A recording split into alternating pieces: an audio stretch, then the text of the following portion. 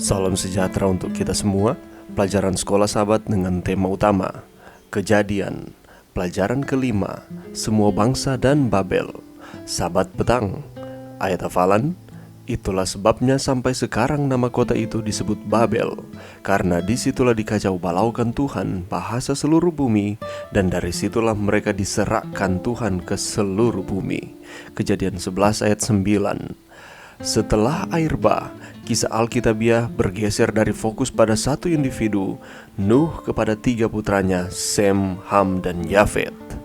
Perhatikan khusus pada Ham, ayah Kanaan, memperkenalkan gagasan Kanaan, tanah perjanjian, sebuah antisipasi terhadap cerita Abraham yang berkatnya akan diberikan kepada semua bangsa.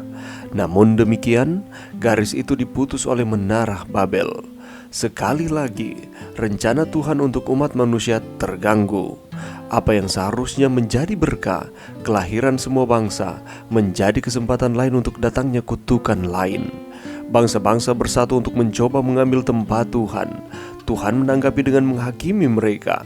Dan melalui kebingungan yang diakibatkannya, orang-orang tersebar di seluruh dunia. Dengan demikian, memenuhi rencana awal Tuhan untuk memenuhi bumi. Pada akhirnya, terlepas dari kejahatan manusia, Tuhan mengubah kejahatan menjadi kebaikan. Dia, seperti biasa, memiliki kata terakhir. Kutukan Ham di tenda ayahnya, dan kutukan bangsa-bangsa yang bingung di menara Babel, pada akhirnya akan berubah menjadi berkat bagi bangsa-bangsa. Adapun garis besar pelajaran kita sepanjang minggu ini, perintah pertama Allah kepada umat manusia setelah air bah adalah penegasan kehidupan. Dia mengatakan kepada mereka untuk berkembang biak dan memenuhi bumi. Fokus pelajaran ini adalah untuk membawa usaha manusia dalam memenuhi perintah ini. Sejauh ini, catatan Alkitab menyangkut beberapa individu, Adam dan Hawa, Kain dan Habel, Set dan Nuh. Dalam pelajaran ini, kisah-kisahnya menyangkut kelompok-kelompok orang dan memiliki ruang lingkup universal. Orang-orang yang selamat dari air bah, ketiga anak Nuh akan menghasilkan tiga keturunan bangsa manusia yang akan membangkitkan bangsa-bangsa di dunia. Tampaknya umat manusia berada di jalur yang benar dalam memenuhi bumi dan membawa kembali gambar Allah sampai ke ujung bumi. Namun, kisah menara Babel menandai terobosan dramatis dalam kisahnya.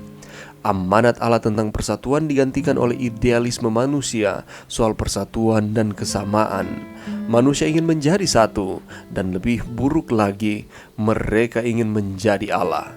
Tema-tema pelajaran yang akan kita pelajari sepanjang minggu ini adalah: yang pertama, kutuk dan berkat. Kanaan anak Ham dikutuk dan Sem dan Yafet diberkati.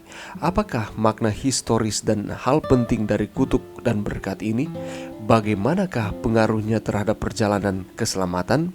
Mengapakah anak-anak Ham itu harus dikutuk? Dan apa akibatnya dari kutukan tersebut?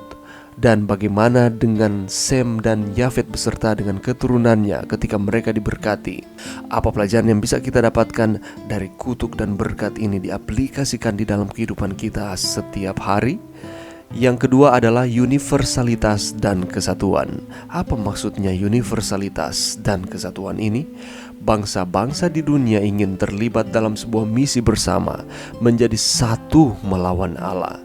Bagaimanakah tujuan universalitas Allah ditafsirkan sebagai persatuan yang ideal? Dan apakah ini yang dimaksudkan dengan bersatu menurut cara pandang Tuhan bagi manusia? Dan pelajaran apakah yang bisa kita dapatkan melalui pelajaran universalitas dan kesatuan ini? Makna rohani yang bisa kita terapkan di dalam kehidupan kita mengenai persatuan di dalam kehidupan berjemaat pada saat ini? Dan yang ketiga adalah perampasan kuasa Allah.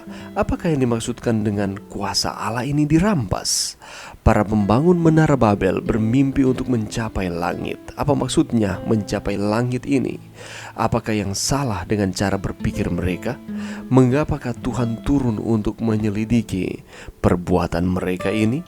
Di dalam pelajaran ini juga kita akan mempelajari bahwa ada satu bahasa seperti apa yang digunakan pada waktu ini. Dan mengapa pada akhirnya ada begitu banyak bahasa di dunia ini? Dan bagaimanakah kita sebagai sebuah gereja dapat menghindari bahaya, bahkan secara tidak sadar untuk berusaha membangun menara Babel kita sendiri? Dengan cara apakah kita sebenarnya berusaha melakukan ini, bahkan secara tidak sadar? Mari kita meluangkan waktu kita walaupun hanya sejenak setiap hari sepanjang minggu ini untuk mempelajari pelajaran yang kelima ini, sehingga kita akan terus dikuatkan oleh firman Allah dan kita akan terus hidup setia di dalam Tuhan. Mari berdoa. Terima kasih Tuhan atas firman-Mu pada saat ini, dan bantu kami Tuhan untuk kami dengan tekun mempelajari pelajaran sekolah sahabat pelajaran kelima dengan judul Semua Bangsa dan Babel sepanjang minggu ini setiap hari di dalam kehidupan kami, sehingga manfaatnya kami akan terus setia kepada Tuhan. Ini doa kami Tuhan, di dalam nama Yesus kami sudah berdoa. Amin.